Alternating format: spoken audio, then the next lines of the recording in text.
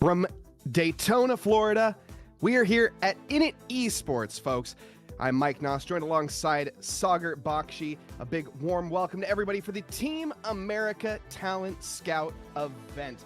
We are back, folks. This is the second iteration. The 2026 Talent Scout event is back. We have some returning names. We have some new names and a load of people on the grid here tonight. It's going to be GT3s for the car category and the class. Now, for those that just watched the 24 hours of this race not too long ago, it's a very familiar track, and a lot of these drivers also participating in 24 hours races themselves. So the preparation for this race is going to be through the roof.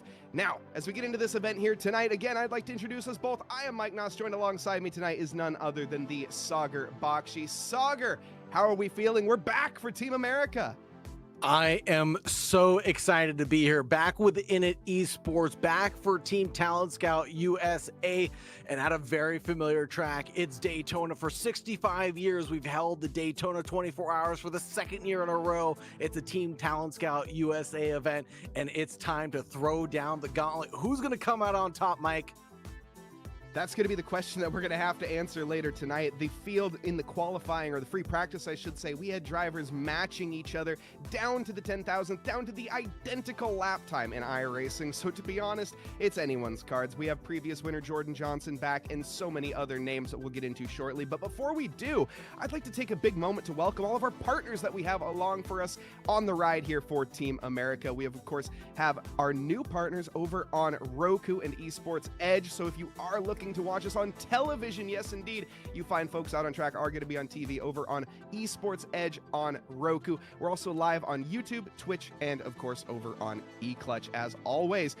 And now, also, we get to mention the fact that we have our new partner as well with us, Regadget. So if you're looking to find yourself a PC or send in your old PC, if it's a hunk of junk and you have it in the corner and you're just going to throw it out, don't do that. We can send it out, get it refurbished, and get it out to a family in need. But more on that a little bit later, Sagar. Let's talk about the race format that we have here for tonight. We don't have just one race. In fact, no, we have two races in the GT3 cars here in the Daytona road course. The drivers, they are going to be tackling the 3.5 mile or 5.7 kilometer road circuit, and also taking to that very, very steep banking. It's 12 corners, 6 to the right and 6 to the left. So tire wear not going to play too much of a role out there, but with a pit stop in the mix here potentially, no, probably not a 20-minute Sagar. But why don't you tell us a little bit more about this circuit? But the drivers will have a fast repair available to them to get back out on the circuit quick, fast, in a hurry should they be involved in any sort of incident. We have a track length of 3.56 miles or 5.73 kilometers. I know myself and Mike, we don't know what a kilometer is. I hope you do, folks. The track was founded in 1959 as a road course, but we didn't go sports car racing until 1962. We are in Daytona Beach, Florida. We've got 12 corners equally balanced, 6 to the left, 6 to the right. We have only about 28 feet of elevation change, and all that's really happening on the high banking, Mike. Yeah, it's going to be a track that looks straightforward on paper, but we do not drive on paper. We have that infamous chicane that we have to tackle, the bus stop, as it's, well, no longer called, unfortunately, but it's still all called it in our hearts. But it's the Le Mans chicane now, as we all, of course, know it as, but it's still the bus stop. But no, neither here nor there. We have the of course, other parts of the track as well, the midsection. But before we get too deep into it, I'd like to remind everyone that we have more than just Daytona on this calendar. Yes, indeed. We have Red Bull Ring coming up next for Team America, but we also, of course, have our all-women's series in Screen to Speed. We get to head over to Alton Park for the Formula V's, a little bit of a throwback track for round one. That's going to be February 15th, just 15 days away. And if that is interesting to you, head over to initesports.gg for more information. Signups are available, and we highly recommend you get on grid with all of these lovely ladies. And of course, Red Bull Ring in the GT4s up next, and plenty of other races. As we often like to say here at the Team America Talent Scout, people often ask, what is this exactly? Is one race going to qualify me to join the team? Well, no, not necessarily. This is a distribution of races and multiple categories, multiple car classes, and multiple skill levels. We're looking for the best of the best in everything. So we're not looking for a particularly great GT3 driver, even though maybe we will be at certain times, but we're trying to see who is going to be the best in broad categories. Of course, as we head to various Nation Cups, with sim racing being a part of these Nation Cups, Team America will be represented there. So we'll get to see some LAN events, some potential online stuff in the future as well. So certainly keep an eye out for that as we announce that more in the future. And also, of course, sign up to our newsletter where you can find the first information for that. But that's enough babbling on for right now, Sagar. You can see the lovely, lovely carousel that we have on circuit. And also just a big warm welcome to everybody that is joining us, whether you're watching us on YouTube, Twitch, or any of the 5 streaming platforms that we're on, Esports Edge, or of course, eClutch. We thank you all for joining us and hope everyone's having a lovely evening, afternoon, or morning, wherever you are in this fine world. The racing action tonight, Sagar, you briefly touched on it. It's kind of up in the air when it comes to who is going to be where is going to be what. We don't really have any predictions, I don't think, because of course this being the first race of the year, we saw quite a few different drivers that are quick. In fact, we saw some drivers that we met at PRI. So of course, in it being at Performance Racing Industries out in Indiana, we got to meet some of the drivers. Roman Lee was one of them. Of course, we got to meet all of the Jordan Johnson, Xander Reed, and various others. If I didn't mention your name, of course, we still love you, of course, and plenty of others as well in this race. So Sagar, in terms of it, Eric Halsband being another one, Brian Toyer, but just a small handful. Lots of drivers to keep an eye on out here, and also lots of different liveries we're going to be seeing. But we're going to see, though, and we'll just address the elephant in the room right now, is a lot of Porsches, Sagar. Yes, we will see a lot of Porsches as we are running the standard BOP here, or the iRacing balance of performance. And you're very right, Mike, especially talking about the last year of the Talent Scout USA. We were at Bristol, we were at Watkins, we were at Indianapolis, we were at Sebring. We tested a multitude of cars, we tested a multitude of tracks, and this year we're doing the same thing. We're really going to be testing the fortitude of these drivers. What are they truly made out of? Can they climb back from a back row start and work their way up into a points paying position for this heat? Or can they climb up further for heat number 2? We're not doing a reverse grid, but race 1 results will set the grid for race number 2. So if you didn't get a great qualifying in, perhaps you can make it up over your race pace. Mike, I know we've talked about this amongst ourselves before. We're more of a my race setup is my qualifying setup type of drivers, right? So we can perform well under race conditions rather than outperform our skills during the qualifying session. So maybe some of these drivers are equipped like that, and perhaps a 20-minute session during the race is good enough for them to prove what they're made out of. 40 minutes, we're really going to see some shining stars tonight.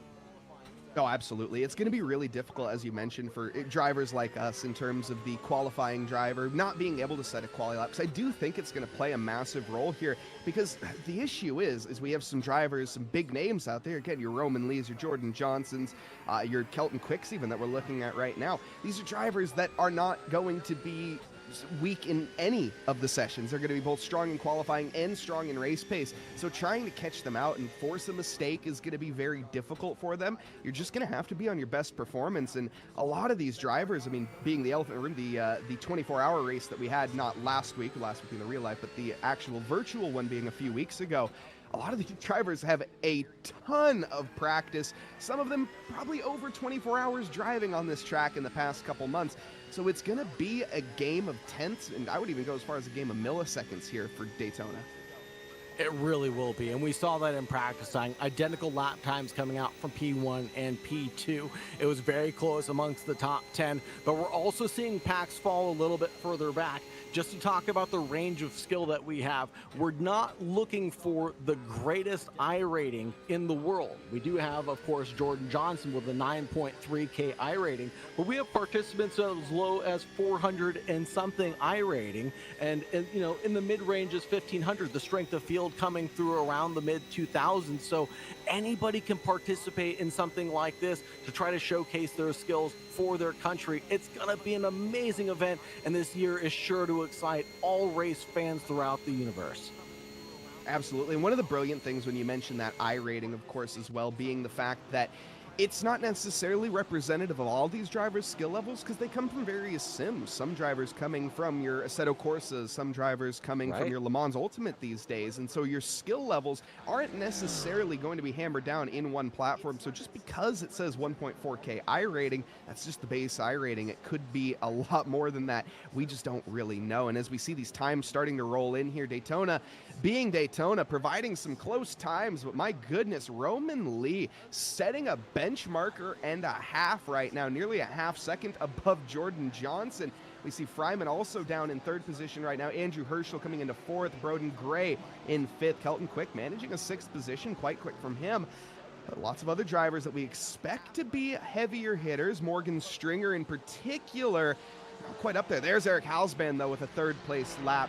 And just beginning these times, keep in mind the track going to be rubbering in every single lap, and we also see a little bit of traffic these drivers are having to deal with occasionally. Exactly, Mike. Starting at 50% grip level, it's up to the drivers to put the rubber down, to form that racing line, to get a little bit faster, lap over lap, and perhaps even grab a dancing partner as we see the Ford Mustang here chasing down Cale Davidson going in towards turn one and getting a little bit of a toe to the line, looking good through the first sector into the Rodriguez International Horseshoe. The Mustang trails. That's Alan Carter driving the number 17. And we've got traffic in qualifying, Mike. What is your scenario here? Do you back off? Do you find a gap? What do you look for when you're qualifying and you're trying to set a hot lap? And just there, Quick goes 9,000s back from Lee. Drivers really coming to grips with this track. Yeah, we're starting to see the times heat up, and trying to deal with the back markers is always going to be a struggle in open qualifying. You just have to find a gap, whether it's letting off and letting somebody by, or getting ahead of a slower driver and trying to stay ahead. It's not always a one checkbox answer. It really just comes down to a situational awareness and making the right decision at the right time.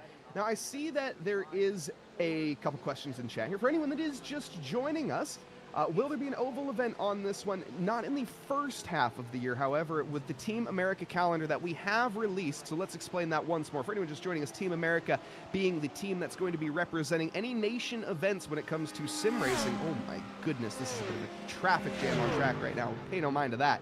It'll sort itself out. But either way, the qualifying for Team Americas in the Talent Scout, this is where you're going to be able to find yourself representing your country as well as a community here of like-minded individuals. Of course, everyone being from America, representing America, and will be battling it out on stages across the nations. Here tonight is going to be, of course, like I said, the qualifiers, so we'll be seeing who will make it through that, and we're not going to be deciding necessarily who qualifies tonight. It's going to be a culmination of all the different races throughout the different season, and of course taking the other season of Team America in mind as well from 2025, so just keeping an eye on who is good in what situations, and yes, indeed, we will be bringing ovals back into it come the next part of the calendar, but this 6-month span is going to be just for the, I think, circuit racing for the most part. And if you missed the start of this, you absolutely can sign up for any of them. They are all individual one-off races that you can take part in, and you can find that over at initesports.gg. That's INIT, esports.gg.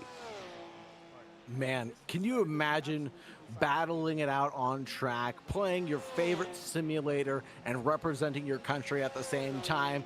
That's something a teenage version of myself could only dream of, but now it's a reality for some of these drivers. We're coming to the last 2 minutes of qualifying right now, and here comes Jacob Dick in the number 33 through the Le Mans chicane and onto the high banking. Yeah, he's got a lot of work to do, 1.3 seconds, and now even a little bit more with Fryman gaining ground on him. Jesse Laverin as well for Camber and Castor, a very awesome community. If you are down in the San Diego area, they run a sim center, a sim community down there in San Diego. Highly recommend checking it out. We have a couple drivers taking part in the race from there tonight. I think Jesse Laverin being one, Paige Kaufman, I would imagine, being another one. I think we have a couple others as well that might be. Let us know if you are, or if you're supporting the Camber and Castor team, with Lewis Holloway being the other one as well. But I think he is driving from home, though, I'm pretty sure. But yes, also one of the Camber and Castor members. Let us know, though, who you are supporting here tonight. Who do you want to see win? I know we have some Brooke Proto Savage fans as well out there. She's out on track right now, only in 27th. A little bit of work to do for her. There you can see the Aston Martin being chosen, the lone Aston Martin as well in this sea of Porsches. Man, could you imagine being the only driver to select an Aston Martin, one of the new cars to iRacing as well? But man, picking the lonely car, no one to help you out with, but we know that Brooke has got a teammate of Luke Whitehead in her ear probably at this event tonight, giving her a little bit of advice and some suggestions on those setups. Luke was here last year helping Brooke out and doing a tremendous job keeping us entertained in the YouTube chat as well. So Luke, if you're out there, hello, and thank you for joining us again. And congratulations as well to Luke, as he recently signed on to a new team for Tatum Recitech. So that's a massive accomplishment for them. So doing some LMU stuff, I'm pretty sure, is what that's going to be. And also some other stuff. Luke doing some awesome things out there. But here we see the qualifying getting down to the wire, though, Sauger. Jordan Johnson has been kind of down and out for a while now, but up into pole position. And he's holding strong with 1.13 ahead of Roman Lee. Cale Davidson. We saw have equal time to Jordan Johnson in the free practice session, but not this time. That is going to be qualifying done, dusted, and over with Jordan Johnson. It's going to be the one to start us off strong here tonight. Looking good for a race start, but the key to the race at Daytona is going to be survive the turn one, lap one chaos. That's my key number one. Key number two is nail the bus stop consistently. It's all about risk over reward there. Prioritize exits over your entries. Most of the straightaways are come after the low speed corners, so really prioritize those exits. And you have to think in stints, not laps. I know we're not doing an endurance race, Mike, but you're gonna think that these drivers are probably gonna put down at least 15 laps or so for this 20-minute race. Yeah, and it's going to be an all-out war, I would imagine. Now, Jordan Johnson, keep in mind, he is a previous winner of a Team America Talent Scout event race. He won at round 3 at Watkins Glen in the GT3s. So I would say if there is a favorite in terms statistically speaking, considering that Xander Reed is not here tonight, I would say that Jordan Johnson is going to absolutely be the favorite. Hopefully we see Xander Reed show up a few more times throughout the season. He also won our event at Indy when we had our LAN event, the Team America Time Trials. But enough yapping for now. Let's talk about the grid. Jordan Johnson, as we were just talking about, another one of the drivers that we had down in Indy, as well as Roman Lee. Starting up on row 1, Jordan Johnson in P1, Roman Lee in P2. Cale Davidson running in 3rd with Andrew Herschel in 4th. Broden Gray running in 5th. Nathan Fryman qualifying 6th with Jesse Laverne behind in 7th. Kelton Quick 8th position with Eric Halsban in 9th. And rounding out your top 10, Bronson Turner. Max Bogman in P11, Jacob Dick in P12, Nick Henley in 13th, Norberto Alvarez Jr. in 14th, Morgan Stringer in 15th, Steven Anderson in 16th, Christian Julian in 17th, Alan Carter in 18th, Jason Jones in 19th, and Lewis Holloway from Camber and Castor into the 20th position. Sergio Ortiz down in 21st with Winnie Workman in 22nd. Kevin Zosik in P23 with Lee Winters alongside in 24th. Gerson Herrera in P25 with Paige Kaufman in P26. Broke Proto Savage 27th position with Aaron Brown qualifying in 28th. Alejandro Fernandez in 29th. 30th for Dylan Batty, and rounding out the back is going to be Brian Toyer.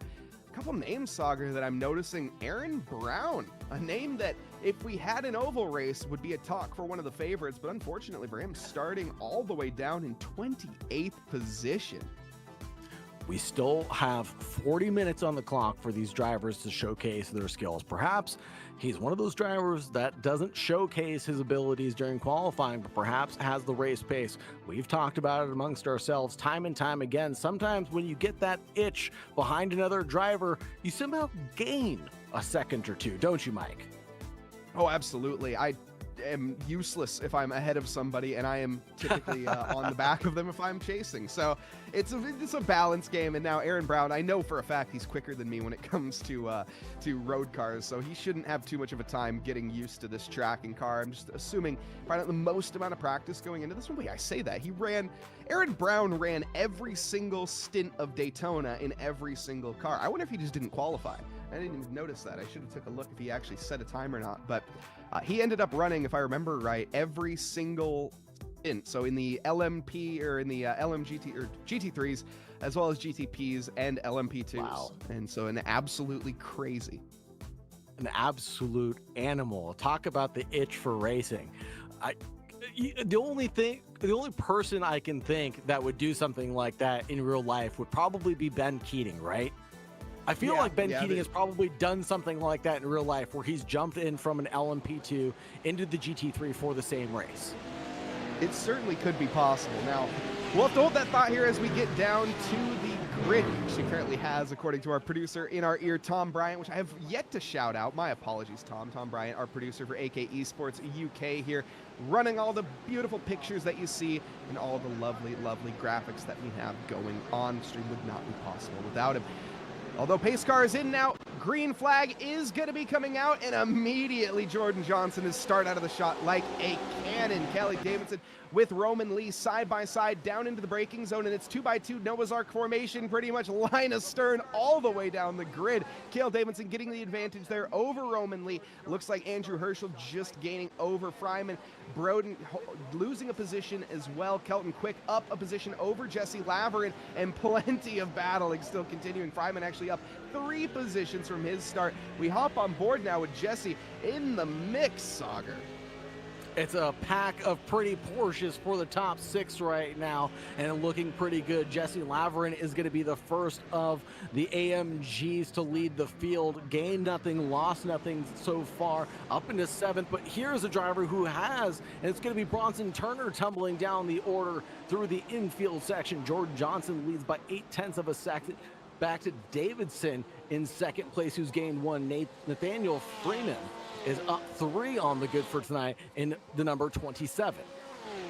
And now we get a second to breathe. Jordan Johnson gets his way onto the banking on the exit of turn 7, the most important corner on the track. With that 7/10 gap early on, really stellar start here and going off to an early advantage. Davidson's got a lot of work to keep up and then also go for that pass if he wants to find himself starting on the front spot. The race total, by the way, the points is going to work where the winner of race 1 is going to have an accumulated total, and the winner of race 2 is going to also, oh my goodness, hold that thought as we have battling in the mix down through the chicane. There's contact and off goes a McLaren in the background. Winnie makes it through. That's going to be Lewis Holloway as well as it looks like it's Nick Henley, I think, caught up in that, or it's Kevin that also got caught up in the collision. Looks like a bit of a too much curb usage, Sauger, and as we go down the start-finish straight, we're nearly 3 abreast. Porsche having to back out, but allowing Jesse Laverin to continue side by side with Eric Halsband, who's trying to work his way through the field. Jason Laverin's doing a great job just sitting behind the cars in front and waiting for the race to come to him. He could be over aggressive right now, as we see into the international horseshoe section. A little touch there into the rear bumper and a push to pass, if I've ever seen one, Mike. The stewards are probably going to have a look at that, but rubbing is racing, and what better place to do it than Daytona International Raceway, the world center of racing. And Eric Halsband losing 2 positions, but immediately making 1 position back up. He is on a mission, and now going to be probably seeing a little bit of red. Eric, quite the talented driver, by the way. We got to see his talents in Indy displayed at LAN. And quite frankly, absolutely terrifying pace. So I would not discount Eric for a podium tonight, to be honest. And it's a long ways to the top if you want to rock and roll, but I still think it's doable. Fryman on the back of Herschel. We see the gap as well from Davidson at the top has come down, and Jordan Johnson is now going to be sweating like a cow in a burger joint. Absolutely, and there's battles up and down through the middle of the field. I'm keeping my eye on Christian Julian in the Lamborghini, battling with Noboto Alvarez in the number 99. That gap hasn't exceeded more than 1/4 of a second over the past lap or so. Those guys are glued at the hip. Just everywhere you look, pretty much glued at the hip. The timing tower saying it all. We're pump drafting down to the first quarter. Cale Davidson giving quite literally Jordan Johnson a run for his money, and these two, I would imagine, are going to work together for the foreseeable future. I don't think Cale Davidson's going to try to throw this away in the first 5 minutes. He's going to wait for the last 5 minutes more than likely to make a move. What's happened though to Henley and Julian? Some yellow flags getting thrown up there briefly. Looks like maybe a bit of contact. We're still, though, regardless of where you look in this pack, side by side, is Workman trying to go through this Porsche, but having just to back off for right now. The Corvette that is going to be there, going for a deep little move. Bronson Turner, though, with his head on a swivel, covers it off. Can't make a move going through the dog leg side by side. A little too risky here. So single file will be the order of operations through the infield. But coming out of the West Horseshoe towards turn 6 and turn 7 is really where you can compromise your opponent's line by looking towards the inside on entry to turn 6 and turn 7. Leading on to the high banking, you can compromise their entry, get a little bit of a run, and potentially make a move going down into the Le Mans chicane, turn 10 and turn 11.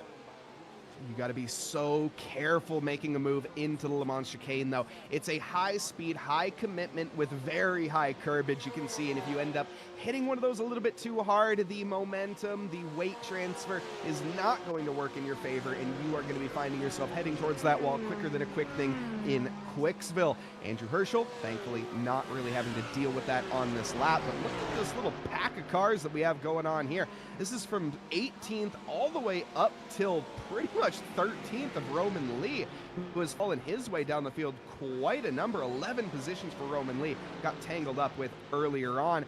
Let's see, though, is just a little bit of a look from the Camber and Caster Ferrari. Sergio is looking like he's feeling some pressure right now. Is he going to go for it down to the inside, making it sick? And Ortiz is going to go on through. But with that, the Porsche of Fernandez cuts back and finds himself on a 2-for-1 special. A beautiful move through turn 1, leading down into the Rodriguez International Horseshoe. There's a little bit of chaos, though, and a car spun around. That'll be Nick Henley in the number 38 Ferrari. Worse for wear there.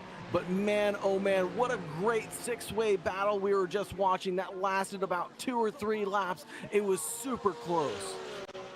That's such a shame that Nick Henley had to return to pit lane. It looks like he got a double tap on that rear right quarter panel, so I'm wondering if the car was just too bad shape to make it back to the pit lane. He ends up returning to the garage there, and hopefully in race 2 he can have a bit of a better result. Our leaders, by the way, currently Jordan Johnson and Cale Davidson, still Linus Stern right now, and that doesn't look to change anytime soon. They're not bump drafting anymore. There's not currently a hole being rubbed into the back of Jordan Johnson's bumper just yet. However, I wouldn't discount it. Fryman has fell off the back by a little bit, 4.5 seconds at this stage. Herschel giving him a good push as well with Gray in the background. So a 3-way fight for third right now, Sauger. And again, I think it's really anyone's game all the way down to really Eric Howell's band.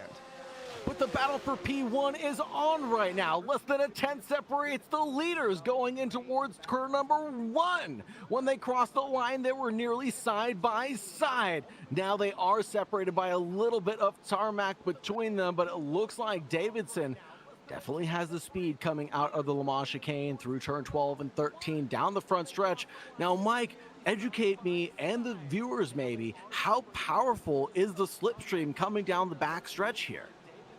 Well, when you think about these cars, the GT3s, you notice all these little sticky outy bits and little winglets and wing, whatever you want to call them, all those fancy schmancy aerodynamic parts. They rely on air pushing down on them to go quick through a corner. Now, what that does, I thought is Roman Lee here trying to make his way down through a Lamborghini Julian. I don't think is going to be able to hold on that long. Let's see, though, Lee trying to get the switcheroo, and that is going to be an absolute success. Not done or out of the woods just yet, but there we go. The Lamborghini dispatched with, and Roman Lee should have the inside line through turn 7 to launch himself onto the back. But this is where, Sauger, that slipstream that we're just talking about comes into play. Because they have all those aerodynamic principles that push them down in the corner, it also happens to be a downside on the straight, so it's pushing them down in the straights. However, what that also does is it clears the air out for the car behind, so there'll be less air pushing down on the car, doing all that invisible effect and making them a little bit quicker. That should allow a couple more tenths. It really shouldn't be a massive difference maker, all things considered, but if you're within 1/10 of the car in front, you are going to be seeing a sizable speed advantage. So there is David Davidson, excuse me, who was about 2/10 slower in the qualifying session, but is running about the same pace as Jordan Johnson at the front of the field. He's staying within that slipstream distance, that 2/10, 3/10 of a gap. And here's a three-way scrabble as we cross the checkered stripe, and a little bit of bump draft goes a long way into the AMG. Give him the bump and run down towards turn one, but the Lamborghini's going to try to go the long way around the outside. Can he carry the speed and the momentum? The AMG has the grip and the traction to punch it in a straight line leading down towards turn two, and just escapes into the distance. And Alejandro hanging on by a thread there, nearly getting taken out by Julian. Still a little bumping and banging, and that little bit of contact was enough to unsettle the rear engine Porsche. That is what you call just Porsche things. There we see Eric Halsban getting the exact same touch done to him on the back from a fellow AMG and not caring one stone about it. The AMG a little bit more planted than the Porsche. There we see Jesse Laverin letting the Corvette by of Bowman, interestingly. So using Bowman as potentially a bit of a crutch here, and with that advantage in the slipstream. Now, we saw that on the previous lap, just how much of a difference it can make. Up to a few miles an hour is a big difference when we're talking about a near, 10-second flat-out stretch? We talked about it during the qualifying. Why fight when you can find a dance partner to help carry that speed down the back stretch? Like you said, it gives it a little bit extra speed and momentum. If you're compromised going onto the back stretch, coming through the Le Mans chicane or coming out of the West Horseshoe, turn 6 and turn 7, then really, why put up the fight and lose time for the both of you when you can just regain that time back? I think that is a very, very smart play. That's high-level IQ thinking from the Camber and Caster team. It is. It's long-term thinking, I would go as far as saying, but is it going to be maybe too long-term thinking for a 20-minute sprint race, though? That's the question you always have to ask. It's risk versus reward. Here we see a big risk. Roman Lee trying to get his way back through the field and going around the outside of Morgan Stringer and making it look quite easy, all things considered. Let's see if Alvarez can do the same. We'll see that in a little bit. This is Andrew Herschel up in fourth position in gray, giving him an absolute run for it right now. The bright yellow and red, we were talking about it kind of before the stream started here, Sauger. Some of these liveries these cars are bringing to the competition are absolutely stunning. It's really great to see custom liveries be brought to the field as well. It provides so much character to the drivers that we otherwise wouldn't be able to see or recognize. The Buc-ee's livery, obviously very iconic from various series, but we're seeing some very unique styles be brought to the surface from various drivers, and you love to see the creativity be brought to the surface. It's not just about the driving, it's about bringing out a little bit of your artistic side as well, as Jesse Laverin rejoins the track, crossing the double yellow stripe. I think that might be causing him to take a yellow flag through that sector. Yeah, and speaking of great livery creators, Jesse Laverin being the creator of that Camber and Caster livery as well. Got the WD-40 livery or logos plastered on it as well. You absolutely love to see it. The San Diego-based company representing a San Diego-based company. Absolutely awesome. Here we see a move from Andrew Herschel. It's a kind of half-hearted attempt. I think he's going to commit to the outside, but I don't see it working on this occasion unless he has a tremendous amount of momentum and an extremely long right foot. Is Gray, on the outside there, but no, there's absolutely no way Gray is going to make it by Herschel. Hangs on and lives to fight another day, and Fryman looking in his rearview mirror saying, "You boys keep at it because I want nothing to do with this." But it's gonna be a three-way Porsche battle. But here is Dylan Batty in the number 20 going side by side with the AMG of Laverin. That'll be Jesse Laverin from that Camber and Caster team. The number 83 pulls ahead in front of the Porsche. But back over to that three-way battle that we were just watching. A wiggle through turn 1 will compromise the McLaren's run through turn 2, and maybe into the Rodriguez International Horseshoe. The AMG can find an optimal line. No, it cannot. Not enough daylight there to exist. But a compromised run out of the International Horseshoe through the dog leg. Can it be a challenge into the West Horseshoe, Mike? I think it very well may be. I think, Lewis, they're smelling blood in the water, just as Gray is now side by side. This is going to be a long lunge down into the chicane, and it's a very risky attempt if you want to make that move stick.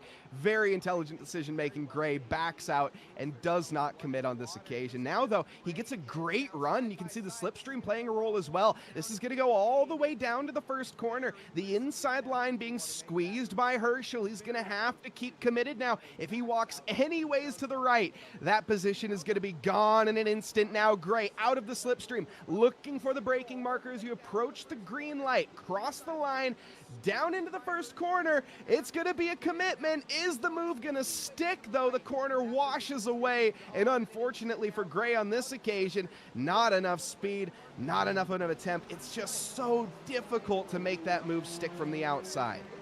I was screaming in my ears for Broden Gray there to make that move stick. He was pushing as hard as he possibly could, leading down and towards turn one, but just couldn't find enough traction on that outside line. That's not the ideal line. You want to cut the corner close and then drift out wide a little bit later. A little bit harder to do, especially when you're going side by side. But these guys are battling for P4 and P5 right now. They're going to keep battling for the remaining 5 minutes of this race. There goes Brian Troyer, the number 36 in 22nd place, a little bit off at turn one, but back on the track and pointed in the right direction. Mike, we had a great shot earlier from the blink cam coming through the Le Mans chicane of those new curbs that they added, the anti-cut curbs, and you could see how big they are as the drivers get over them and the cars just get airborne, turn into bicycles as Cale Davidson does, and nearly loses the car. Only a few tenths actually lost at the end of the day, but this is going to compromise the run going down into Wars 1. I don't think there could have been a better demonstration of what you were talking about there, Sauger. That was absolutely on cue. Cale Davidson must be listening to the stream in the background there, but unfortunately, or well, fortunately for him, he does not spin there. But yes, you'd end up taking those curbs a little too aggressively. Your car bottoms out, and you will get sent into the troposphere. Yes, I know that's where we live, but you get the pun. Roman Lee, though, I want to talk about. He's back through the field, up, well, now from 11th, he's up in a 9th. Still a bit of ways to go. He's on the back of Eric Halsband from 13th, excuse me, to 9th, so a massive improvement. Still down 7 positions, though, from where he started, but there is still a race, too, that he will definitely be looking forward to. Eric Halsband up 1 position, 6 positions for Jacob Dick. Dylan Batty, by the way, a name that we have not mentioned just yet, Sauger, 16 positions with Alejandro Fernandez, 14 positions right behind him.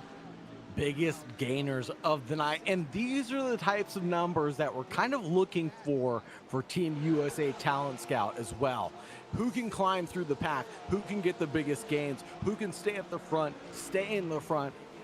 It's all about your racecraft as well. All things are being measured here, and it's going to come down to a very tough decision to decide who's going to represent the United States of America. And Lee as well, Roman Lee. I couldn't remember where I had seen that name before, but once I saw the livery, it all made sense. The driver has a lot of skill. We've seen him across various series before, and for him to climb back from P14 back into P9 and then race 2, set himself up for even bigger gains for that final heat, man, that is really telling of the type of character and the skill that a driver brings to the table. Yeah, and not to mention the fact he's just a really nice guy as well. I had the pleasure of meeting Roman at PRI and recognized him immediately from the shirt. Yes, indeed, the brand that he is representing out there, World of Racing, one that Sauger and I know quite well. If you are down in those areas, recommend checking them out. He's a Kansas City-based driver, so one of the Kansas ones. But here we go, side by side again. This is Herschel back on the outside. I don't think it's going to work again. Oh, unless there's a little bit of a wiggle there for the 51 in the mid-corner. But even with that, it's still not enough. Herschel manages to hold on, and Gray just cannot get by. Gray is doing what Einstein said we should all never do. The same thing over and over again, expecting different results. It's unfortunately not working leading down and towards turn 1. We have to try something else. Here is a Porsche going after the Ferrari. No, that is a McLaren leading down and towards turn 1, and that will be the 31 trying to go the long way around the outside. And we've got a couple other cars involved in this debacle here. Cars in front, cars in back, and cars going around at turn 2. And that's a spinner. I don't think there was contact. That's going to be Gerson Herrera. that ended up in the infield there. I don't think Aaron Brown made contact. The camera angle that we had there didn't quite spell the story out entirely, but an unfortunate one nonetheless. There's battling back and forth with Brooke Protasavage as well as Winnie Workman. Currently, Brooke Protasavage up 4 positions herself, doing an incredible job. Seeing some other drivers that have big gains. Brian Toyer, 10 positions. We saw him struggling quite a bit earlier on as well. Just goes to show you consistency makes the difference, and keep plugging away and you'll find yourself to gaining those positions. This is Alvarez Jr. on the back of Morgan Stringer. Morgan, who in my opinion we've seen in a lot of strife, but however he's up 4 positions and doing a great job here as we get to the final lap. White flag is waving from Barney, the flag man.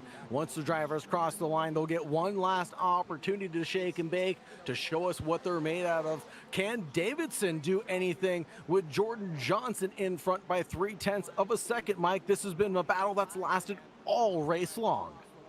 Now, I'm not sure is going to be the short answer. I think Davidson might just take his P2 here and run with it. And honestly, it's not a bad choice. There's still another race after this. You start where you finish in this one. Is it worth going for a dive bomb and potentially throwing away a couple positions from both you and Jordan Johnson, as well as picking up a penalty? I don't think it matters that much. I don't think Cale Davidson is even close enough to really ask that question. Either way, let's go into the chicane and see. It should be down to the braking zone here, but Jordan Johnson with nearly a 3.5 lead over Cale Davidson. I think the writing is on the wall, barring a massive mistake here and an overcommitment from Jordan. I think he is out of the woods through the final chicane and onto the banking this time. Jordan Johnson is looking good. However, the slipstream is now going to kick in. Cale Davidson gaining. Is he close enough? No, not on this occasion, it looks like. Still going to come down to the wire, but Jordan Johnson, folks, is going to be your winner of race 1 for the Team America Talent Scout here at Daytona. Still more races around the corner, though. Cale Davidson taking home P2. P3 still undecided right now, as we have a big gaggle of cars heading across the line. It's going to be Nathaniel Fryman that takes home 3rd, Andrew Herschel in 4th, and Broden Gray in 5th. Amazing 3-way finish there, separated by a 10.5 for P1 and P2, separated by 85 thousandths for P3 and P4, separated by another 10.5 for P5. This is the best racing you could ask for. Thank you so much, Mike, for the entertainment. And rounding out the top 10 will be Dick, Quick, Houseband, Lee, and Bogman. The rest of the field will be following in suit. We'll get the official results here in a matter of time. But my goodness, Sauger, race 1. Let's break this down here really quickly. And to be honest, I don't even know where to start. The battles through and throughout the entirety of this race. I mean, we can start off, I guess, with Jordan Johnson and Cale Davidson running the entirety of this race, pretty much line astern, gaining a 10-second lead by the end. That's a half second per lap over Fryman that they were gaining, and still managing to finish just about bumper to bumper. It was the story for the 3rd, 4th, and 5th position, bumper to bumper all the way throughout, swapping positions left and right. Gray just could not get the move done on Herschel. No matter what they managed to try, it couldn't quite work. Roman Lee, I guess the big drama as well, dropped down into 13th, managed to climb his way back to 9th. Eric Halsman finishing in 8th. Sauger, what are some of your highlights from this one? I really think it all came down to the race start. Jordan Johnson controlled the field from the green flag, kind of left the other drivers sleeping at the wheel. We saw Cale Davidson able to gain 1 position and Nathaniel Freeman able to gain 3 on the good. The question is, where did Roman Lee go on the start? Well, he fell back at turn 1. So it just goes to show you, I think some of the drivers are well equipped for the race, and I think other drivers have a little bit to learn going forward, but this is a very long year, and we're going to be doing this every single month. So if things don't work out for race 1, there's always race 2 or heat number 2. If it doesn't work out for this event, there's always another one. And there's always the Init Esports for fun events too, right, Mike? Yes, indeed. That's a great shout, Sauger. Yes, if you are, in fact, newer to iRacing, if you're a veteran to iRacing, or if you just enjoy iRacing in general, we every single week here at Init Esports host some just for fun races. It is our midweek madness, midweek double dash, as we like to call it. And that's just all free content every single week. So we get out on track, we hang out in the Discord with each other, and we just do some casual fun races. There's no points, there's no anything, there's no pressure. It's just going out there and having a good time. And if that's something that interests you, you can type !Discord over on the Twitch side of things, or you can scroll down in the description and find a link to our Discord there. Or you can just head over to our website, initesports.gg, and you can find all of our links respectively over on our website. Though, let's get back here to the topic at hand, Daytona. We have another race coming up here, and if anything, like you said, Sagar, with the importance of the start of the race here, if you're Roman Lee, if you're Eric Halsband, or if you're even Lee Winters or Aaron Brown, who had quite good results, all things considered, you still need to be on the top of the ball here and get an incredible start yourself. So we'll see how that plays a role. Jordan Johnson, though, I think is going to be feeling comfortable as ever, but with that real kind of head scratcher of what is Cale Davidson going to do? It really will all come down towards turn one, Mike. Lap one, turn one. It was one of my keys to the race, and it's going to have to be the make or break point for some of these drivers, because you're launching the car onto the front stretch through the tri-oval. You're quickly building up speed before diving in towards turn one. The entry is blind, and the downhill off the banking leaves you a little bit off camber. So drivers can get caught off guard, especially if they haven't practiced a race start before. So it's a little bit more caution than not to be expressed through going through turn one, but you can also win a lot of positions going deep in towards one as well. It's risk versus reward. We've talked about it so many times, and the drivers have shown us already that they can go wheel to wheel through turn one, into two, all the way down to the international horseshoe. Well, 100%. It's a very difficult challenge if you are the driver on the outside, but it's certainly doable, and especially on lap one, you just have to be paying attention to when Jordan gets that start. That was kind of the difference maker, I think, really, for Cale Davidson. If he was more on it for the start, I think he would have been a completely different conversation in the race, but we'll find out here soon enough as we get ready to go in. The driver's just currently in an intermission right now, taking a quick little breather and a cool down, get a drink of water before they get back out on the track and a little more intense side-by-side racing. Now, Sagar, you mentioned, talking about side-by-side racing, that they managed to show how well they could do it throughout here. Some of the passing zones that you would expect now, of course, Daytona being a sort of tough to pass track, but not necessarily. It's a very momentum-based and pace-based track. We saw a lot of the moves happening in, of course, turn 7, but throughout that, we also saw quite a few happening even in the West Horseshoe and through the International Horseshoe. Very good point, Mike. The inside field of the racetrack provides for some great racing as well, and can provide some great wheel-to-wheel action. Usually it results in one driver making a slight mistake going into that sector. It is a momentum-based track, so once you're compromised at one corner, you're pretty much compromised throughout the entire sector.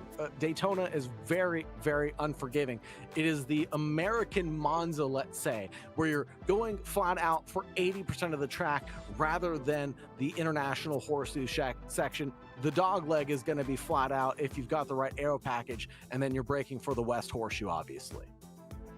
I don't think I've ever heard this described as the American Monza, but I like it. I think that's actually a really kind of good way of looking at it. Obviously with less chicanes than Monza would be traditionally, Yes. but still a very good shout. We will be here getting back into it shortly, and also have a word from our sponsors as well. So before we get into that, I want to have a moment to thank all of the people that make these streams possible. Of course, AK Esports UK, providing the pictures with Tom Bryant on production, and all of our lovely, lovely folks alongside. Of course, over at eClutch, we're live on eClutch over in the platform in the Minnow region. And of course, our partners now and new partners over at Regadget, as well as our new streaming services over on Roku, but more from that here again very, very briefly. Esports Edge, if you do want to find us on Roku, by the way, search up Esports Edge. That is where you can find us. That is where you will be on TV yourself as well, for the fine folks that are viewing at home and the VOD watchers. And if you are watching on YouTube or Twitch, do hit that follow button, hit that subscribe button on Twitch as it is, or on YouTube, excuse me, as it is free, and we appreciate every single one of you. Getting into, though, very shortly, the breakdown again from the Daytona sessions here, talking from the 24 hours. I know again a few of those drivers that we saw participate in the 24 hours, pretty much all of them had good races. I mentioned Aaron Brown being one of them, the driver that took part in pretty much every single version of the 24, be it LMP2, be it GT3, or be it I almost said LMDH again, the hypercars. He managed to go out there and take part in all of them, so gaining a good amount of positions. Not the best qualifying, but managing to make a solid result nonetheless. Now, Sauger, before we get into this here, I would like to take a mention as well, of course, with our new sponsor that we have on board. It is Regadget. And of course, Regadget is not just your typical computer company. They take retired computers, or they take retired equipment that isn't just a pile in your corner. It's a heavy, time-consuming task that pulls away from your higher value work. That's where Regadget comes in as your IT/AD partner. Will handle the full takeout process and removal, package transport, secure data wiping, so you don't have to do anything or run out any of the cleaning efforts. The best part is they'll pick up the cases for free, and they will also free of charge by recovering the value of the hardware. So it's a win-win no matter what. So if you have a PC that you do not want anymore, head over to Regadget. They would love to take it. And on top of that, they transform those PCs into new PCs that they then go and give out to lesser families. So also schools they partner with, giving people computers that necessarily wouldn't have computers. It's a great cause. Go check out Regadget. Everybody, links down in the description. Though, Sauger, as we get ready here, we're getting down to the moment. The warm-up is kind of coming to a close, and we're going to get into it very quickly. Once we get into the gridding, we're going to get to the go. And do we have any predictions for this race here?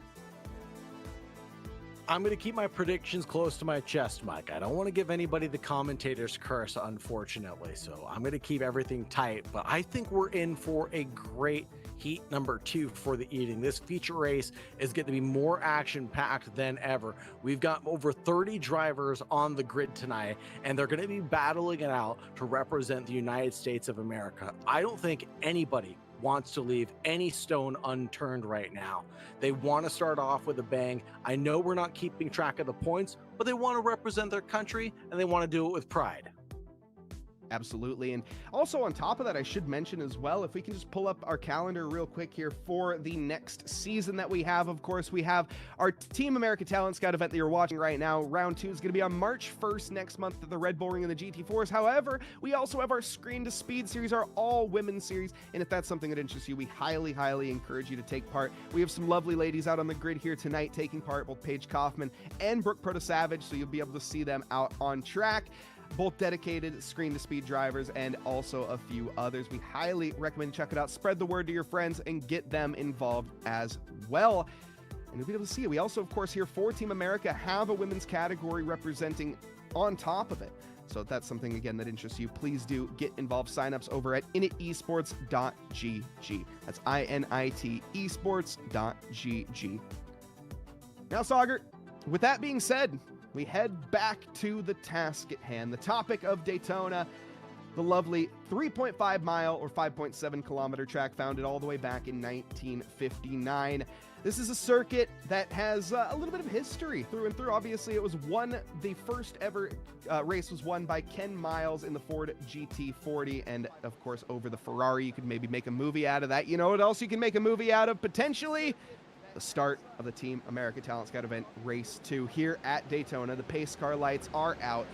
We'll be diving into pit lane very shortly, and Jordan Johnson will become the de facto safety car and leading the field with Cale Davidson in second. Immediately there, no time wasted. Jordan Johnson again shot out of the start like a cannon, leaving Cale Davidson to battle with Nathan Fryman. He should have the advantage, though, with the inside line. Gets a good run as well. It's all calm at the front here. Everything looking very tidy for the top 5. Now in the background, not quite the same story. Cars still barreling down into turn 1. Roman Lee up a position. 2 positions lost for Andrew Herschel. Jacob Dick up a position as well. Morgan Stringer gaining side by side right now for Max Bowman into the dogleg. And oh, cars off the track. No too big of dramas. Oh, there's a chicane and a hairpin.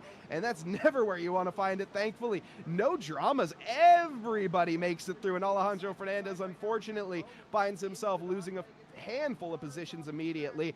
But all things considered, Sauger, not a terrible start.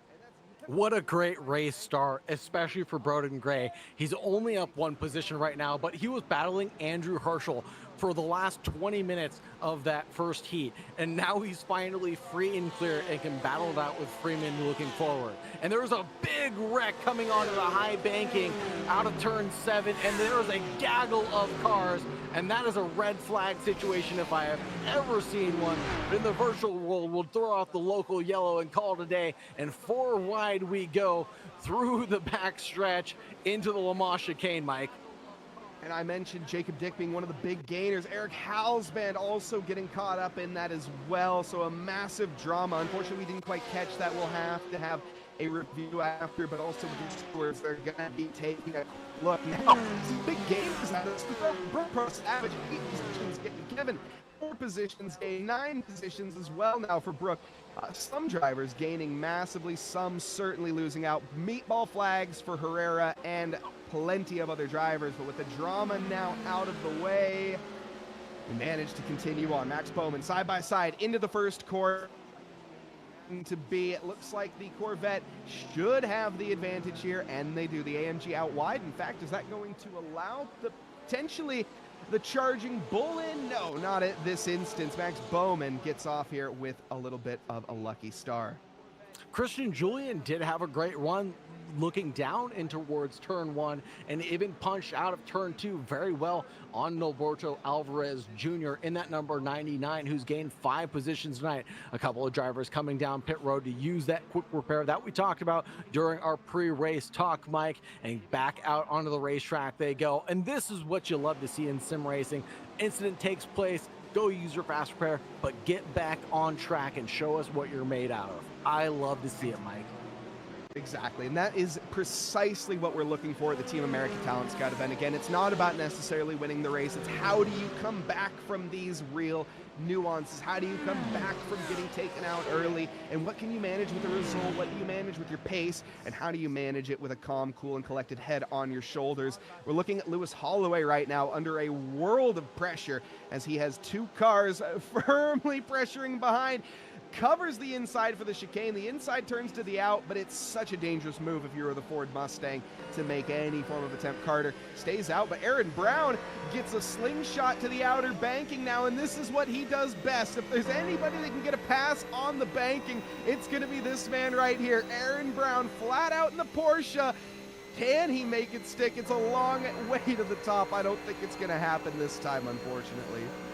28 feet up into the air on the high banking at nearly 20 degrees sideways, leading down in towards corner number 1. It'll be a run down towards corner number 1. Can he carry the speed on the number 17? The 31 falls back, gets on the loud pedal, falls back because he sees the side-by-side ensuing ahead, and nowhere to go at the International Horseshoe, but in he goes anyways, and a little bit of paint rub between the 31 and the 70, but now Holloway is gonna escape in that number 91, leaving Brown and Carter to continue to battle it out.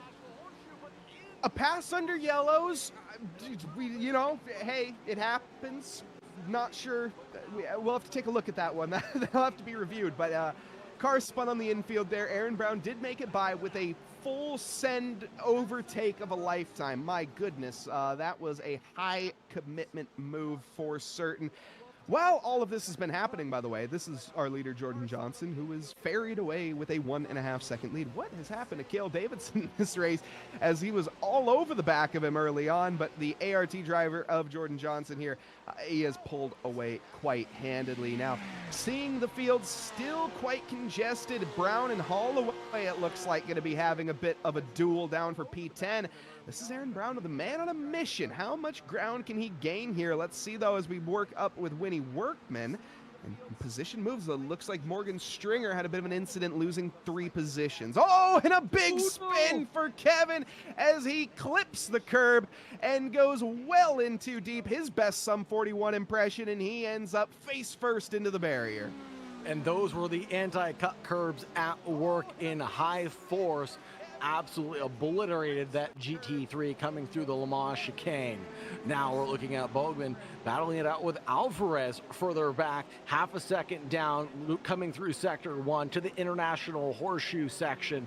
It'll be single file line again. Not a lot of attacking opportunities going into the dogleg. It's very risky there. Perhaps in multi-class racing, you'll see some overtaking opportunities present themselves, but in same class racing, not so much. Side by side, down into one, the GT3 Mustang on the outside line. The Camber and Caster, number 18, trying to hold on to the inside line defensively. Carries a lot of speed, but we're going to stay side by side through turn 2, down to the Rodriguez horseshoe. The Mustang has a nose ahead, but the Porsche clatters with another brother from Germany coming through the Rodriguez horseshoe, and the Mustang escapes up the road. Very, very dangerous, but a great move from the Mustang, and using the exiting pit lane traffic almost to their advantage as well. So a bit of a strategic play. This, by the way, this is Eric Halsband, who had such a good race in the previous session. This time, unfortunately, got caught up with that incident in turn 7 on lap 1. He just got by Winters and now is going to be looking to make a move in a little bit on Herrera. More moves happening, though, as that's a deep look from Bowman and maybe a smack to the wall on top of it, as unfortunately I think he has a bit of damage. You can see the overspeed here from the Camber and Caster Porsche. It is, there's the SR Porsche, that is Bowman, or Turner, that gets on by that song. You talk about multi-class racing, that almost looked like multi-class racing, and here goes another attempt. This is going to be Bull on Mustang. Who's going to take the lead? It looks like the overspeed from the V10 is going to be enough, and nearly takes the nose of the Mustang out. He lives to tell another day, though. Was nearly clear. Definitely keeping an eye on that radar HUD to make sure that he was clear of that big beastly Ford Mustang in the background, but the Ford Mustang isn't done with his battle. Goes to the inside on the AMG. Alvarez and Carter wheel to wheel through the Rodriguez horseshoe, and now there's another AMG in tow. That'll be Jesse Laverin in tow, so we've got a four-way squabble for the top 10 right now. Mike? Oh my goodness. The amount of pressure these drivers are going to be feeling is absolutely immense, and on cue, a mistake from Alvarez Jr. allowing Jesse Laverin on through with ease, like taking candy from a baby. If you're in the shoes right now of Julian, you're going to be feeling like the mythical Titan Atlas, who once held the weight of the world on his shoulders. Can he keep it up there? That's the question. We see some other drivers now with a lot of pressure as well. This is Gray and Fryman. We saw in the previous race the struggles that Gray had to make overtakes. Can he correct it on this one? Can he use the overspeed, and can he find that inside line? Gray was really impressing me throughout heat number 1. Why? I'll tell you. Because he was patient in that zone behind the opponent of Holloway. He really could have gone for an attack at any moment, but he was patient. He tried to make it work at turn number 1 over and over and over again. It just didn't work. What did he do? He just sat back and let the race come to him. Heat number 2, he launched out of the gun going into towards turn number 1, and he gained a position, and now he gets to battle for a podium position for the round 1 of the Team Talon Scout USA. So I think he's in a good position to battle coming to the last couple minutes of this stage, but I don't think he's going to go for a move just yet, Mike. No, I think it'd be a little bit desperate, but the problem is you're stuck in a bit of a pack right now, and how do you make any moves even if you do make a move now? Look at those gainers. We haven't talked about that. Oh, no. Sorry, Nick. Oh, I feel really bad about that. Oh, that's Brooke. Oh, no. That's on cue. One of our biggest gainers that we've had, currently up 13 positions, was up 16 positions. Literally, as I mentioned, it had a bit of an incident. Now up 10, still with a big gain. Still can't shake a stick at it, but unfortunately, what could have been for Brooke, it was such a good run there, and still continues to be. Paige Kaufman gets on by as well. Gray, the talk of the town, and the driver that we would love to see make a move here. He's up 1 position already. By the way, speaking of drivers that are up positions, Roman Lee, look at that. He qualified extremely well in quali before race 1. Had the spill in race 1, but there you can see the consistency to work his way back up the field, up into 5th now, and potentially he might even find himself on the back of this battle that we see on screen. And as I'm hearing a whisper from my ear from our producer Tom Bryan, Aaron Brown is up 13 positions in 8th. Holy Toledo, that is massive gains on the evening to show you what you're made out of here at the Talent Scout USA. And speaking what you're made out of, there goes the Bucky's number 13 to the inside line, and it's Switchback engaged from the next quick machine, but can he make it stick? 2 wheels off into the grass, out of turn 2, and now through turn 3, the 13 still holds on and manages to clinch onto the podium position for just a moment, but 4/10 separates Fryman from Gray. The battle's not done just yet, Mike. No, it's not done just yet, but a sigh of relief that can be heard around the world. He put so much effort on to try to get by Herschel in the previous race and could not find that inside line no matter what he did. Finally, with enough effort, anything is possible, and he manages to get the move done. Wasn't for a lack of effort, though, and still not going to be for a lack of effort. Up 2 positions, though, for Gray, and now pulled a half-second gap over Fryman, so looking like he might be out of the woods, but it's still hard to tell. This battle between Alvarez Jr., Carter, as well as Julian, firmly on right now, and this is where it's going to get good in the slipstream. How much are we going to gain?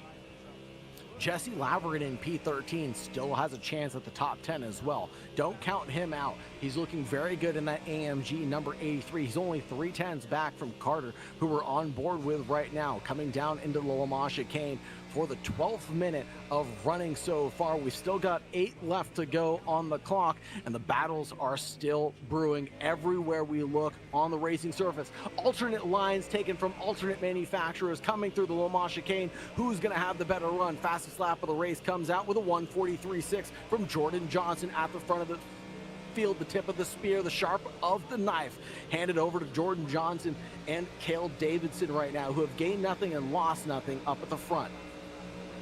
Looking at Gray and Fryman, they're currently in the mix with each other right now as well, I think, or just briefly they were, and having a slight little drama. This is Carter, though, around the outside. Oh, it's a big kerfuffle, and somebody's got to give. It's the AMG on the inside. That's Alvarez. No, that's Jesse Laverin that fell down the order. They're losing 2 positions for seemingly free. The Mustang biting to the outside of the Lamborghini. I'm not sure how that's going to work, but it's certainly going to be an attempt. Not going to happen, though, on this occasion. Does hand that back over, and leading the field there, we have a Camber and Caster AMG in the front and a Camber and Caster AMG coming up in the back of this pack.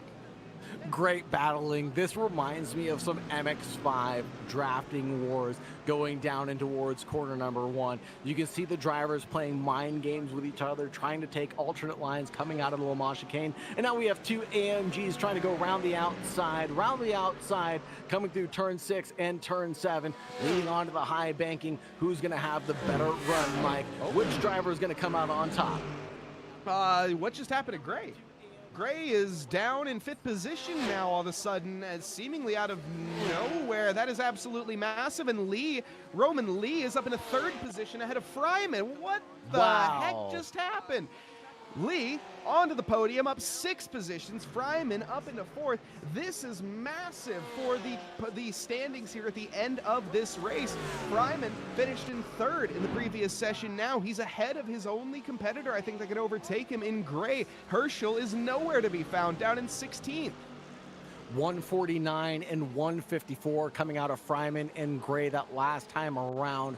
Obviously, they came together somewhere on track, both of them losing out a significant amount of positions, but promoting a few others into some points-paying positions. There goes a big wiggle from the AMG Camber and Caster machine on the inside line, forcing a loose car coming through turn number 2. The Lamborghini finds a way through, carries the speed down to the International Horseshoe. Who's going to be there? It will be that Lamborghini with the long legs to punch it out of the hairpin corner and claim the top 10 spot. Nicely done from Christian Julian, and there you can see Lewis Holloway trying to do an almost a little bit of a repeat onto Alan Carter. Not on this occasion, though. Alan's going to hold strong, trying to pass. And we talk about, again, the multi-class. Oh, goodness, there. A little bit of a wiggle from the Bull. That's going to allow the Mustang to the outside. Now it's all about turn 7. This is the most important corner on the track. Who can get the better slingshot? It looks like the Lamborghini, despite the compromised entry, managed to get a solid line through and still is going to pull away from the Ford Mustang. That's a car that's extremely rapid in a straight line. Now, though, the slipstream going to start to kick in, and this is where Alan Carter's going to gain back, but it's not going to be enough, Sauger, before the chicane. However, look at that in the background. It's almost having to be an offensive-defensive move to hang on. Lewis Holloway was looking like he wanted to pounce on the American Ford Mustang in front of him, but couldn't find the daylight there. A little bit compromised coming out of the Le Mans chicane for Laverin now, and Holloway is closing down at a rate faster than not. You can see the deltas on the left-hand side of your screen. Orange obviously means that they're close. Red means, hey, we're in the danger zone, and yellow means you're under attack, sir. The white being you're almost out of worry, but that's when you start to get a little complacent. You never want to get too complacent while driving. You always race like there's someone behind you. My goodness, big wiggles from both the cars ahead here. Jesse Laverin, he must be feeling kind of optimistic. Honestly, if you're in his position here, it's a hurry up and wait situation. Now, there's still 3.5 minutes left. Plenty of time to make a move, but time is not going to be of the essence. You want to get it done sooner rather than later, but you can't force an issue if it's not there. And here at Daytona, you have to be very decisive. Let's see if we see a decisive move, though, from Freiman. This could be big. Again, his current competitor in the points, I think, is going to be Gray. That's just my commentator napkin math, by the way, so I don't take that with a grain of salt. I think, though, if Freiman overtakes, it won't make a difference for Lee. Potentially, again, still the commentator napkin math, not all what it's cut out to be, but Lee going extremely defensive into the chicane. You have to be careful and avoid those no-cut curbs, or else you will go flying like we've seen before. Freiman, though, not going to be able to gain up just yet. He has to sit on the back of Lee and keep on keeping on. 3 minutes left, Sauger. We're getting down to the wire. Christian Julian still leads this pack in front of Alan Carter. And then Jesse Laverin and Lewis Holloway in tow, driving those two AMGs. But it looks like Holloway has fallen back around 0.8 of a second from this pack. And with just 2 laps left to go, I doubt he'll be able to catch back up on this lap, maybe on the penultimate lap for sure. Maybe indeed, but it's going to take a lot of pushing, and it's one thing to catch, and it's certainly another thing to overtake. We all know that saying all too well. Laverin, though, looking like he wants to get some overtaking done in this occasion. Down into the first corner, he sends it to the inside of Carter. Gonna have to stay committed, though. We're not done yet, and he backs out of it as we get to the next right-hander, but oh, a misjudgment of the brakes and a bit of a punt to the rear. Alan Carter, thankfully driving a Ford Mustang GT3, which is about as planted as a brick house and doesn't really care if it gets punched in the face. That was tremendous. Alan Carter able to hold on somehow, some way, with a very fast car plummeting into his rear end. Kept the car calm, cool, and collected. Didn't even hit Christian Julian, who was slowing in front of him. And those are the type of skills that we'll definitely want to highlight for the talent scouts. Can you keep your car under control when things are going wrong? A lot of people practice under great conditions. Can you do the right thing when everything is crumbling around you? Here comes Carter on Christian Julian up ahead. Just a tenth separates the duo up ahead. The battle for P9 and P10 going down into the Le Mans chicane. The Ford Mustang goes over to the high side. Returning to the racing line is the Lamborghini, but leads us into the Le Mans chicane with just 60 seconds left to go on the clock, or nearly. The Ford Mustang gets a good exit on this run. Jesse Laverin in tow, though, also has a similar run. It's going to remain this order for now. It's between Lee and Freiman up for the podium right now, separated by 2/10 up on the leaderboard, but we're going to stay on with this battle leading down into towards turn 1. Can anybody shake and bake? Can anybody make a move? I don't think anybody's close enough at this time, Mike. No, but the white flag is out. So if there's ever a time, it's now, and a little bit of a dummy being sold. And oh, it's forced the overreaction of Julian. A spinner in the front. That's going to be a free position gain. Jesse Laverin, it looked like he was going in too deep. He put the scare on for Carter. He put the scare on for Julian, and he manages to get 2 positions for free on the final lap. Absolutely incredibly done. What a move from Jesse. Jesse Laverin was in 13th place 2 laps ago, found his way at the back of the pack, but patience was his virtue as he patiently waited for the opportunities to present themselves and find himself into the top 9. Another highlight of this race for sure. Absolutely. And this, folks, this is going to be it. Jordan Johnson coming around the banking for the final time here tonight at Daytona. A 4.5-second lead over Cale Davidson. And in this race, not so much of a drama as the previous. Jordan Johnson, he is going to be your indecisive winner and absolutely dominant for your Team America Talent Scout event Race 1 at Daytona in the GT3s. Behind Cale Davidson, securing P2 undoubtedly, and third position in this race secured by Roman Lee, a 6-position gain. And despite being in 13th in the previous race, not having the greatest result, he manages to come through and finish on the bottom step of the podium. An absolutely worthwhile effort. Tremendous drive from Roman Lee. Hats off to him with 6 positions gained, with Fryman battling it out to the very end, 3/10 down at the end of the day. Bronson Turner in P5, Max Bogman in P6, Aaron Brown in 7th, Broden Gray fell down to P8 at the end of the day, but still had a great race. Jesse Laverin in P9, Alan Carter in 10th will round out your top 10. What a race. What an event one for the Team America Talent Scout event.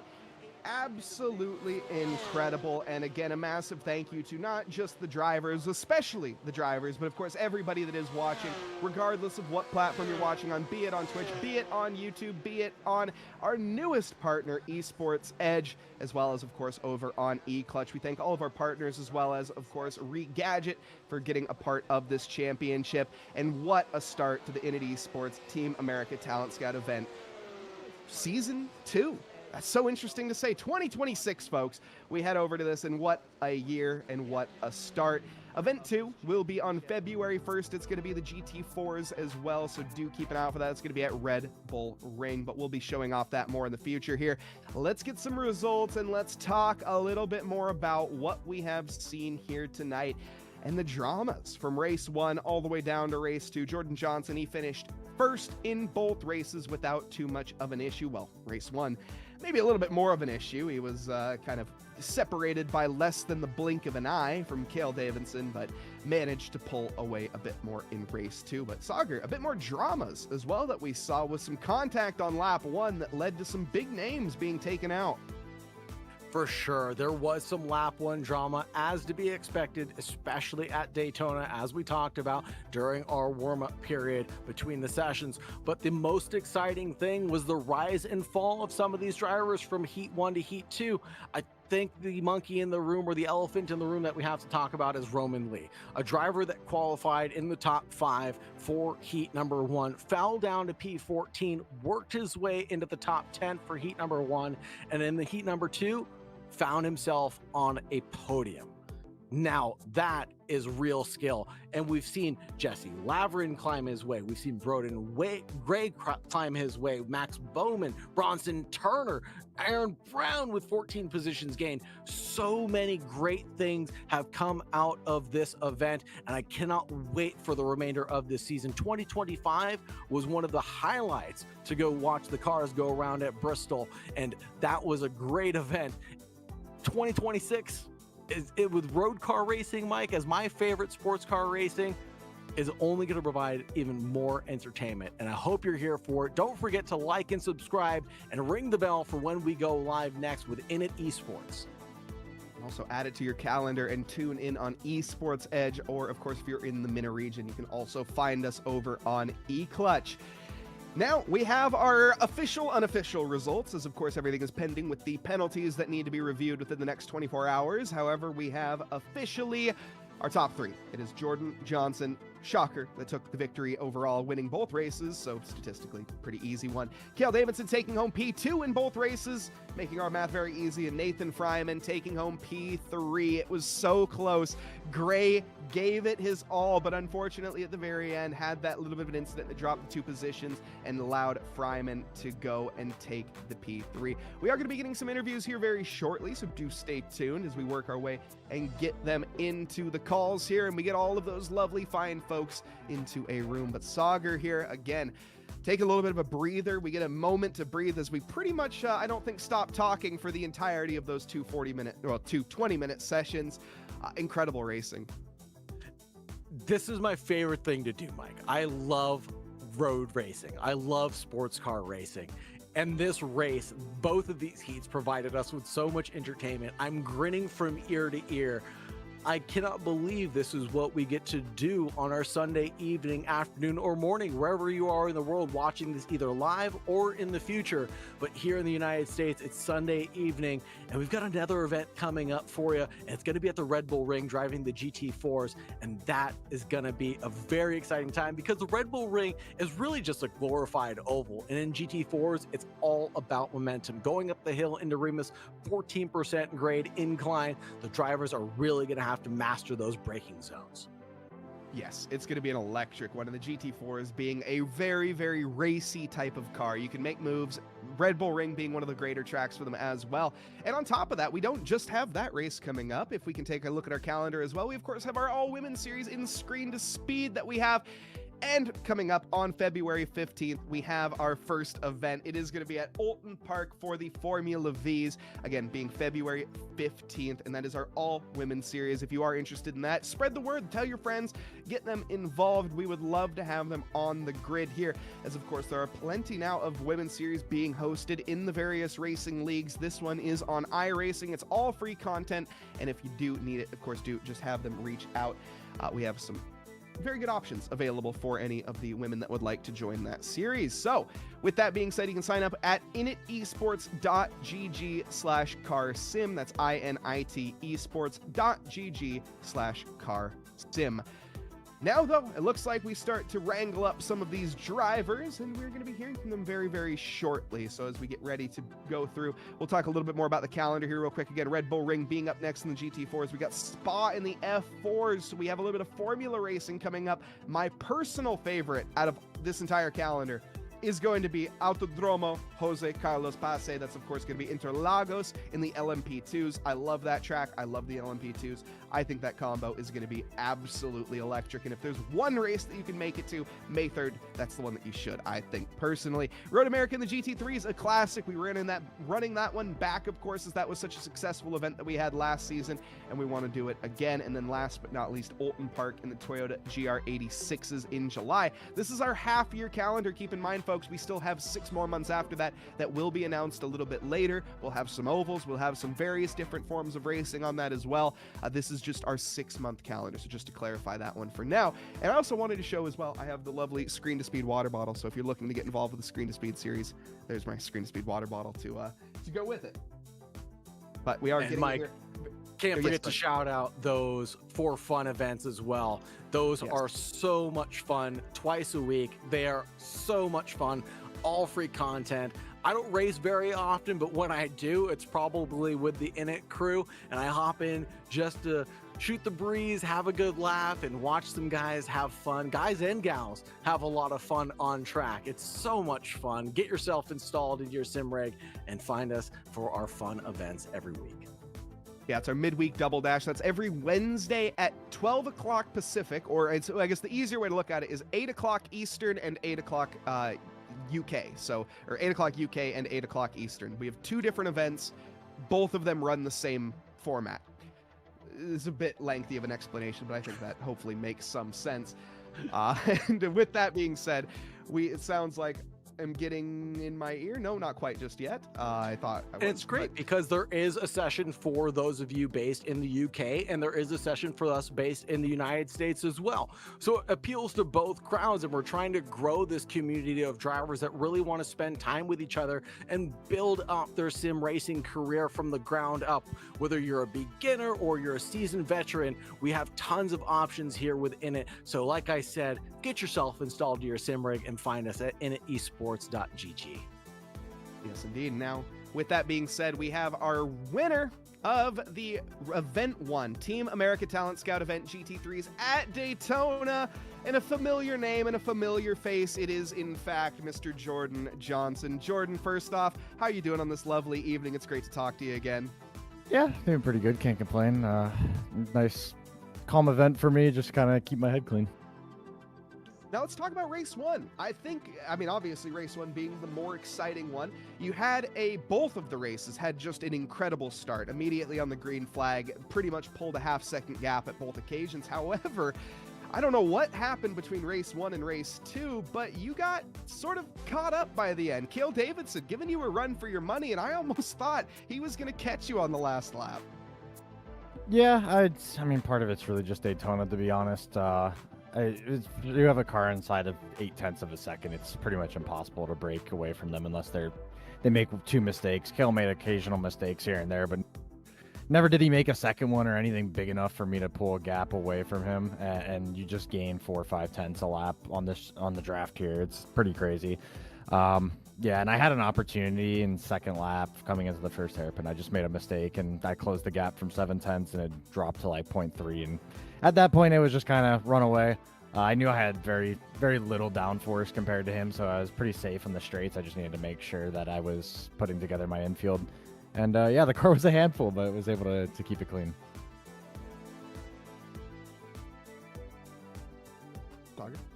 No, Jordan Johnson, you did an amazing job kind of commanding the pace of this race. What is your preparation going into an event like this? Or what is your preparation like for most of your races? Yeah, I mean, if you talk about the big special events, we're talking 20, 30 hours of prep, but a little bit more calm for this. This is, I just did a couple hours, maybe an hour or two before. Spent so much time on Daytona recently. I have probably multiple work weeks on this track in the past 2-3 months. So I'm a bit tired of it. I'm glad that now it's finally in the rearview mirror and I don't need to touch it for a couple months. Yeah, it was really just an hour to get myself refamiliarize myself with the track and then make sure I was comfortable with the setup because I've been mostly doing prototypes. So I had to get used to the Porsche, had to get used to the low downforce rear engine, and once I got on top of that, I was pretty good from there. Right on. Now that Daytona is behind us for 360 days, preparation looking forward for the GT4s at the Red Bull Ring. Yeah, GT4s, it used to be my bread and butter. Now they're quite different from what I'm used to. So I probably expect to run a little bit more time. I'll see what's going on in the officials or what GT4s are really going around and what pace they're running. And from there, I'll kind of spend some time seeing how hard it is for me to get up to pace. That will probably determine really how much I'm really putting in. The GT4s, and they're so much more tricky under braking now, and that's somewhere that I feel like I started to excel recently in the past year or two in sim racing. So it should be pretty good. I don't want to get too overconfident because it is still a completely new challenge. Not many people have run those cars very competitively, so we'll see once we get to it. Thanks for sharing, Jordan. And now, Jordan, before we do let you go here, is there anybody that you would like to thank for the win here tonight? Yeah, of course, just my new team, Soulpack Precision Racing, and we've been kind of on a crazy journey since I left my old team.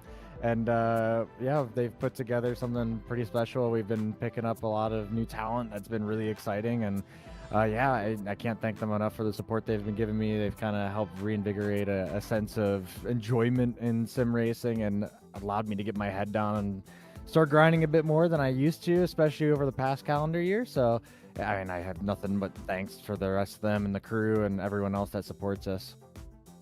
That's awesome to hear, Jordan. We thank you again for taking part, and thank you for taking the victory here once again. The Team America Talent Scout event race 1 done and dusted for Daytona, and Jordan Johnson is your victor. Jordan, enjoy the champagne.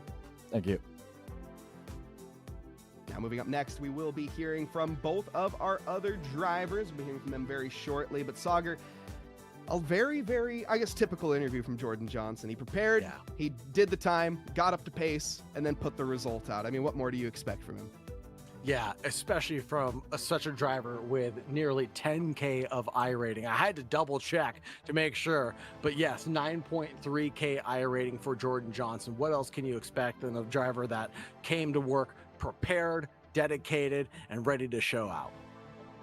And as always, I mean, that's what you can expect from him, and that's why he's, of course, being a double winner in the Team America Talent Scout event, and now being the first one to have the hat trick. We now, though, get to talk to one of our newer drivers for the Team America Talent Scout event, Cale Davidson. Cale, first off, how you doing on this evening here? Great race, especially race 1. You almost had it with the slipstream, but it just slipped out of grasp. I'll say for sure the slipstream was definitely really strong, and I feel like my setup was definitely stronger through the infield, but Jordan had just such a low downforce setup that even with the slipstream, I didn't know if I could have gotten him, so that's why I was just kind of bumping him through the first race. And I knew for the second race that's what it would take, is just stay within that draft and just try to be even closer. But then going into international, the back end got a little loose, so I just held on and then just tried to finish strong. Makes sense, yeah. And seeing that, obviously, with the race 1 pace keeping up so close, you kind of took the words out of my mouth for the second question in race 2. That explains what happened. Now, after that, you did manage to recover. You managed to keep the pace solid after that. So in terms of the setup, I mean, you mentioned the fact you had it pretty hammered down very well. How much preparation did you have going into this event? So actually a good bit. This is my first couple months driving the Porsche, but we ran this car for the Daytona 24 and I ran it with 2 different teams. So we have quite a lot of lap time in this car. It's definitely the fastest car with no BOP, so that's why half the field was kind of driving it today. But yeah, I mean, we ran more of the sprint version of the setup instead of our full endurance setup, and we just kind of fine-tuned it for qualifying just to get the correct amount of laps to stay out, and then same for the race so that it's just barely enough fuel to finish the line. Now, Kale, you did a tremendous job staying within touching distance of a guy named Jordan Johnson. That's got to make you feel pretty good about yourself. Now, P2 isn't the top step of the podium. How do you expect to showcase your skills here with the Talent Scout USA event? I mean, I'm hoping to kind of show my skills because in the past with different leagues that I've ran or whatnot, it's the same car and kind of same series throughout. So I'm pretty excited that it is a bunch of different cars throughout that, because I feel like that's one of my key features, is that my adaptability and being able to just change quickly between cars. So I'm really looking forward to driving some things that I never have before, but then also driving cars that I am very comfortable in. That's awesome. And looking forward to the GT4s and the open wheeler F4s, or sports car more your forte? Really, I can go back and forth on either. I definitely have favorites in each category, but I mean, I'm pretty dead even. It just depends on how much time I put into each car. That's amazing. Thank you so much, Kale. Really appreciate your time, sir. Thank you, Now, guys. before you do go, Kel, is there anybody that you would like to thank for your second place here tonight? Yeah, for sure. Definitely want to shout out all my teammates here at Ball State Esports. So we got Jake, Dylan, Broden, Nathaniel. We all put on a pretty good show tonight, which I thought was pretty good. And then shout out my mom, my dad, and my girlfriend, Sylvia. Awesome. Well, thank you very much, Kale. Pleasure to have you on here for tonight, and looking forward to having you in the next races. Go and enjoy the rest of your evening. That's going to be Cale Davidson, everybody, your second place finisher for the Team America Talent Scout Race 2. Confident. I like the sound of it. Confidence heading into it. And for the FIA F4s, that's kind of one that I've heard a lot of drivers, they're very shaky on. So the fact that he sounds confident there, we'll certainly see how that plays a prospect. I'm super excited to see the drivers get tested and the variety of cars that we have for the sports car series or for the road course series here. The next 6 months are all based on that road car category. And it's, again, my bread and butter. It's what I love to watch. So I'm going to watch every single event, no matter what, and stay glued to the edge of my seat to see what Jordan Johnson, Cale Davidson, and Nathaniel Fryman can do, and also some guys at the back of the pack. I want to see those mid-pack battles as well. Yes, indeed. We have plenty of battles throughout, and also lots of dramas that had happened and drivers that ended up in the back that definitely should not have been. So many opportunities to come.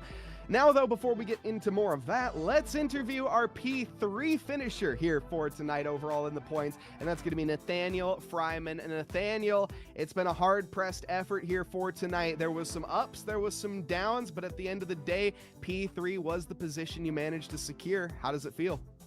Oh, it feels great. I was happy with how the car felt throughout the race. I was just able to crank out consistent laps, and the front two kind of ran away each race, so I was just kind of on my own for most of it, but kept it together for the most part.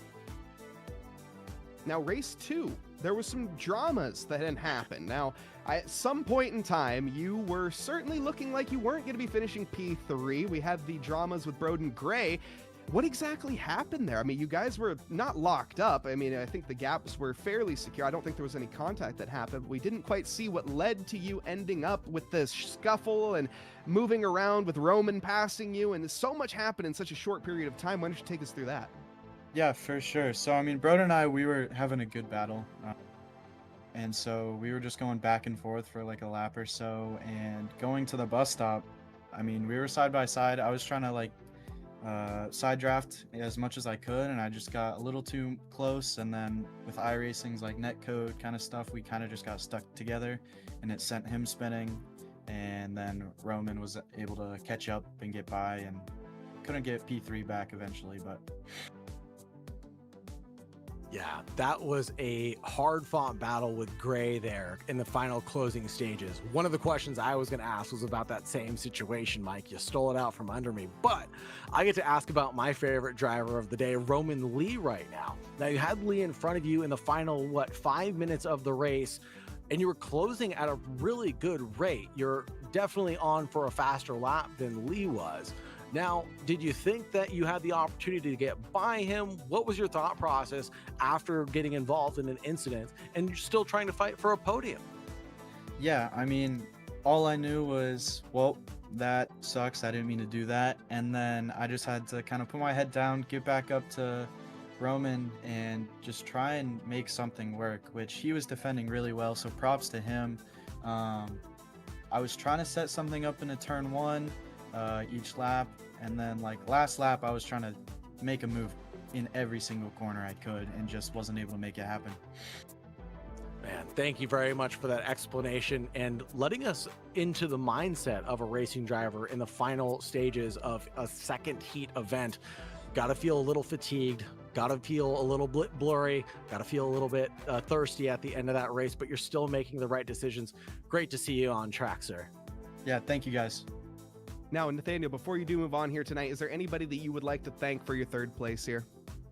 I'd like to thank Ball State Esports. They've been helping me develop as a driver and get faster. I'd like to thank all my friends and family, obviously, who have supported me getting into sim racing, which has been awesome, and I've enjoyed it so much. So yeah. Amazing. Well, we certainly hope to see you around, Nathaniel, and we hope to see you doing well at the Red Bull Ring come next month. And on that note, again, enjoy the rest of your evening. Nathaniel Fryman, everybody, your P3 finisher for the Daytona. Thank you guys. Have a good night. Take care. Thank you. Now, Sauger, that's the interviews done, dusted, and over with here for the night. We've talked about the highlights. We've talked about the dramas. There's still a lot more to talk about, to be honest, but is there any closing thoughts before we do get ready to end this one here for tonight? Like you said so many times throughout this broadcast, Mike, I want to thank all the viewers as well as the drivers for putting on such an amazing show for us tonight. Give a big shout out to yourselves, a pat on the back for the viewers, and an applause for all of the drivers for showing up and showing out for the Team America Talent Scout event 2026 for round number 1. Thank you so much, everybody, for your support. Yes, indeed. And on that, of course, a massive thank you to all of our sponsors as well, everybody that makes these events possible. We massively thank, of course, our new partners, both Regadget as well as, of course, our Roku partnership over on the Esports Edge channel. Massive shout out if you were watching over there. We thank you all so much for tuning in. Also, of course, big thank you to eClutch over in the Mana region. So if you are watching there, we thank you as well. But folks, that's going to do it for tonight. If you do want to sign up for the future Team America Talent Scout events, as well as our all-women series, our Screen to Speed events, you can head on over to initesports.gg/carsim. Find all of the information over there. Plenty of links in the Twitch, plenty of links in the YouTubes. If you are looking to find us as well, hit that like and subscribe button. But folks, that's going to do it. We'll be back on Wednesday for our midweek double dash. But until then, I hope absolutely everybody, and again, a massive thank you to our producer, Tom Bryant, behind the scenes, and AK Esports UK. But until next time, folks, I hope absolutely everybody has a lovely evening, afternoon, or morning, wherever you are in this fine world. Thank you, and good night.